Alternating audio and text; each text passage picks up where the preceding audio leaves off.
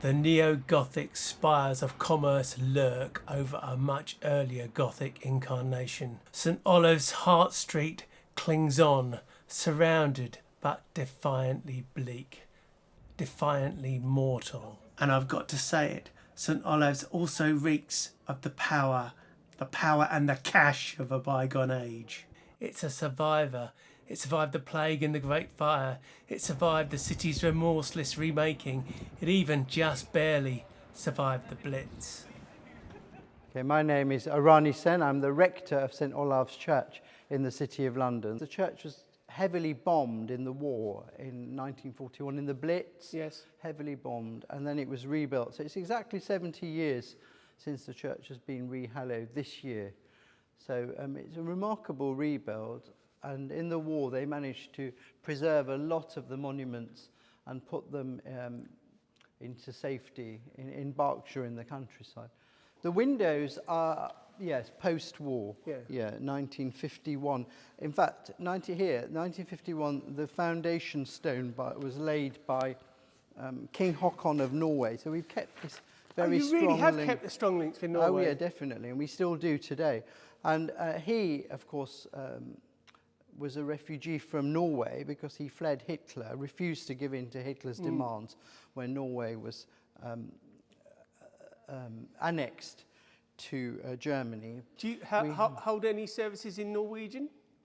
Well, we do a little bit. Half and half. How's your Norwegian? No, not very good. Now, the tower was actually not destroyed in the war, remarkably. You could see the extent of the war damage in the picture. When I turn around and look and see what's here, that's a remarkable reconstruction. It is a remarkable. That looks completely authentic. And you can see some of the bits that survived and some of the bits that are new, if you have a look. Yes. Oh, yes. You can see there's a new column and there's an original column.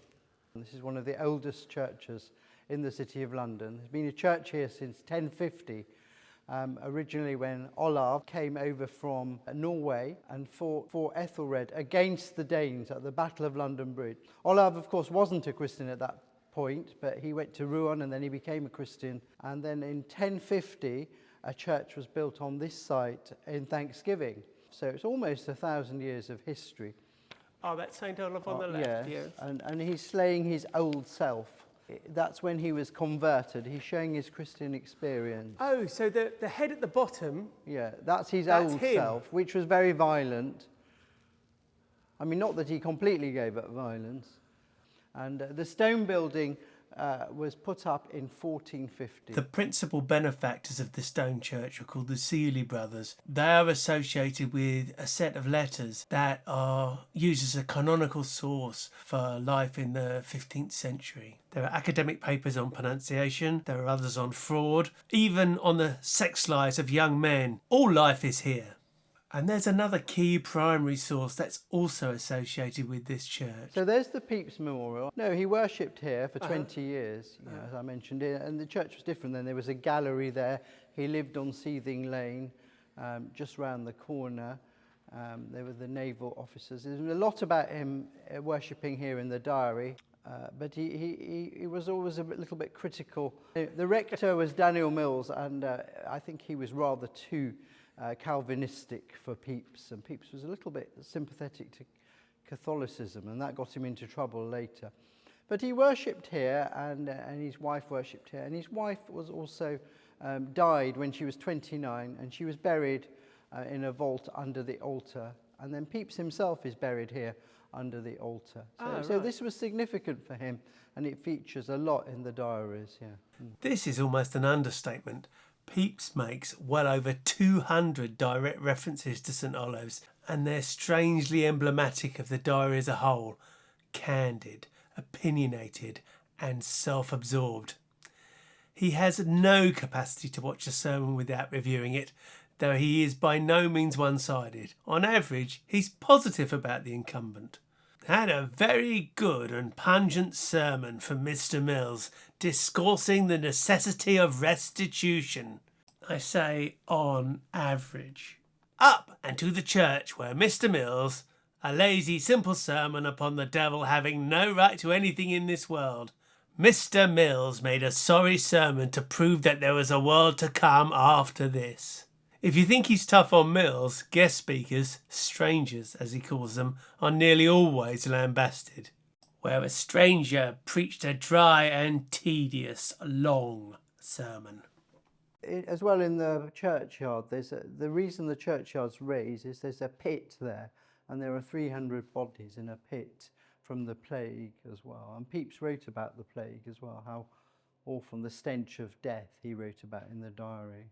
When the plague strikes in 1665, Pepys sends his wife away to Greenwich and takes the opportunity to attend church a little less and carry out other activities a little more. Lord's Day, up and put on my coloured silk suit, very fine, and my new periwig, bought a good while since, but durst not wear because the plague was in Westminster when I bought it, and I wonder what will be the fashion after the plague is done.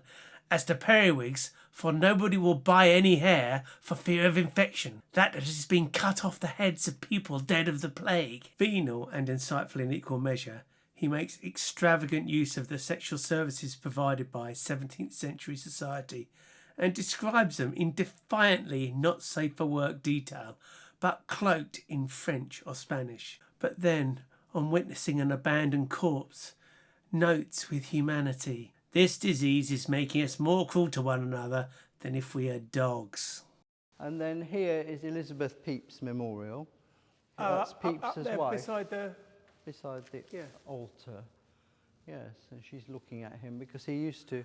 she's keeping an eye on him because he used to watch the women when he was in church. He was very badly behaved, yeah.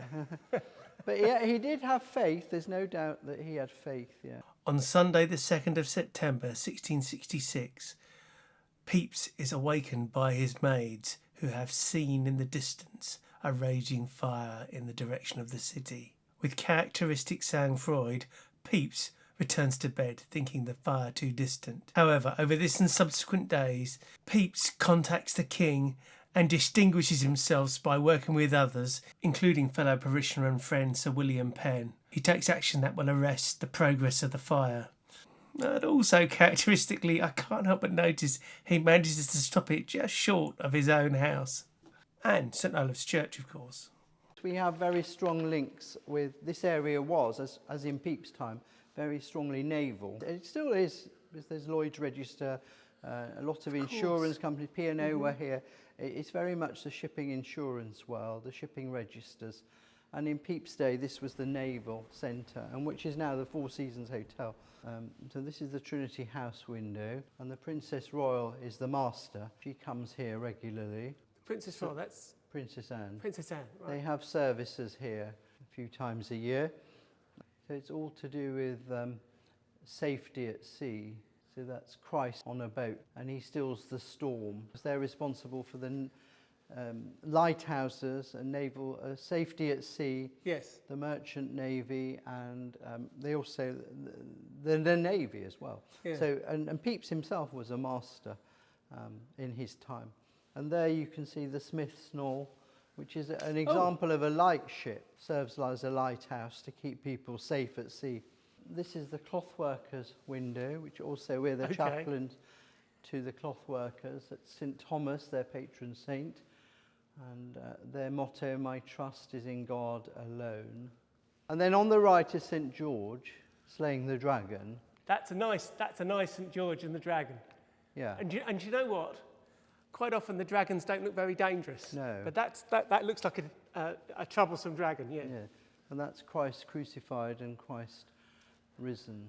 So I don't think I've seen Christ on the cross and Christ risen with a crown together. Is that a common thing? It's not common, actually. No. And you've got the four evangelists up above. Exactly, yeah. Yeah.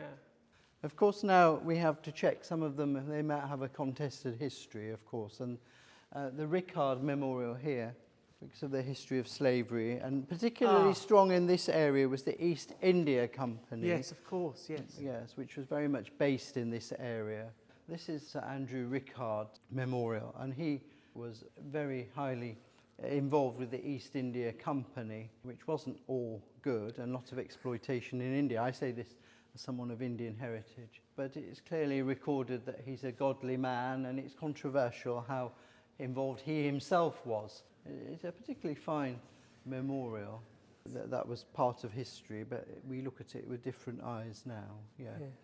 There isn't anything who was directly involved in slavery here. It's even not sure if Pepys was involved in slavery himself now, if he had shares in the Royal Africa Company.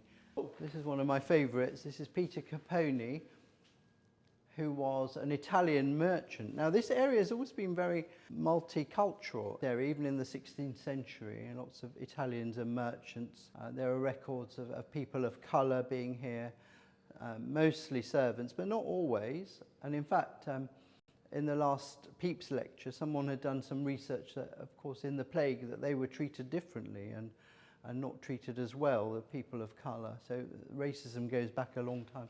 But Peter Caponi, this is significant, he was an Italian merchant, and he lived in this area, and this is his memorial.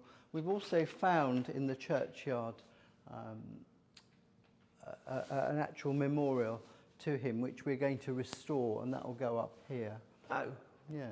So I saw in the churchyard, quite unusually, you've still got a yard. Yes, a small yard. Yes, it was bigger. But also, you've still got some gravestones there sort of in place. Does that mean that the bodies are still there, or have the bodies been cleared and the gravestones left? Or? Well, there aren't many. Yes, really not many. Not many, no. Yeah. So I think the graveyard was much bigger. Yes. A lot to be moved to Wanstead, Oh, really? Okay. There's a lot of building in this area, of course, being the city, Of course, it wasn't like this. It was the hub and quite a wealthy part of the city, really, compared to other parts of the city like Cripplegate, which were in the plague, very poverty-stricken. Yeah. There's some tremendous skulls over the gate as you walk in the church. Yeah. It's interesting, Miss Dickens used to come here, and he quite liked it. He said it was one of his loveliest churchyards. Miss Dickens lived in the city, which is now the George and Vulture pub, in fact, just round the corner. And Dickens called it the Church of Ghastly Grim because of the skulls. So it's one of the things we remember. People know about the church, apart from Pepys. But that, of course, is medieval, and the reason they had those gargoyles was to protect against evil. So it was. So it's kind of warning. It's a warning warning to the spirits evil. rather than to the people. Yes, and probably to the people too, to be careful of doing anything that will transgress them, lead them into hell. Okay. This is interesting as well, the Lady Chapel window. Interesting at the top, this is also post-war, but you have these 4 women reformers, and we're very proud of these Victorian women who stood up for social justice. Edith Cavell, Florence Nightingale, Josephine Butler, Elizabeth Fry. I think I've heard of the others, but I don't know Josephine Butler. Ah, yes. Now, she campaigned against women forced into prostitution. But these aren't people that were associated with this church? No, with the City of London. With the City of London, I see. Yeah. Okay. Yeah. And then, is it unusual to have Queen Elizabeth in a window? There were 3 churches, only one now. All Hallows Staining and St Catherine Coleman. Queen Elizabeth I went to pray in All Hallows Staining. Yes. After she had been imprisoned. The pulpit is significant. Grinley Gibbons. Oh, really? Was brought to the church in 1867. Oh, so it wasn't carved for the church. No. It was bought from somewhere else. No, it was originally in St Benet's, Great Church Street, but it was brought here. And then I think that's the City of London crest, isn't it? Yes. There are sword stands here, should the Lord Mayor visit with a sword. Finally, there's also a medieval crypt, if you're interested. 12th century crypt. Oh, can we have a look? Yes. Yeah. Now, the crypt was discovered in the Victorian era. It had been covered in. So there are burials in the crypt. There's a little chapel here.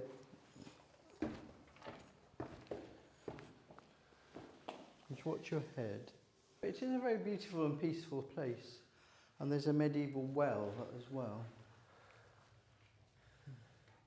Quite a small and intimate church. It is. Yeah. It is. And Betjeman called this a village church in the heart of Seething Lane.